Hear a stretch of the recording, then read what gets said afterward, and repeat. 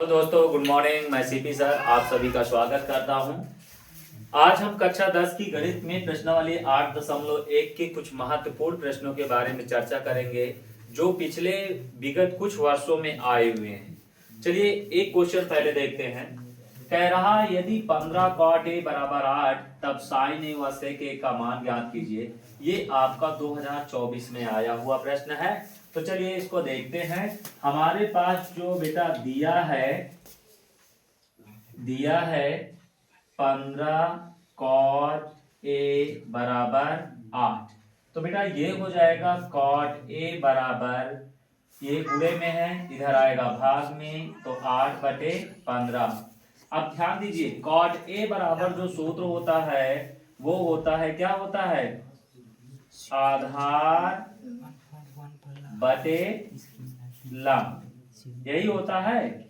cot a बराबर क्या होता है, आधार बटे लंब। मान लेते हैं ये एक हमारा समकोण त्रिभुज है और इस समकोण त्रिभुज में ए बी और ये सी, ठीक है। अब ध्यान दीजिए ये है, इसका मान लेते हैं आधार कितना है बेटा, आधार हमारा जो है वो है 8 और लंब कितना है 15।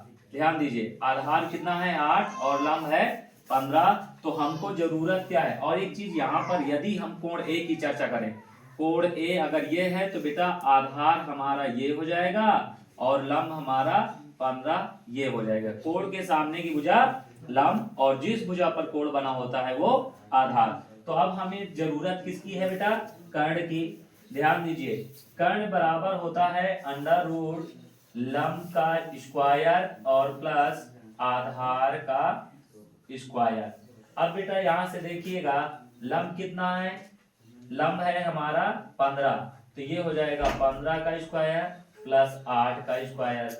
अब यहां से 15 225, 8 टाइम 64, तो ये बेटा हो जाएगा 5 4 9 6 2 8 289।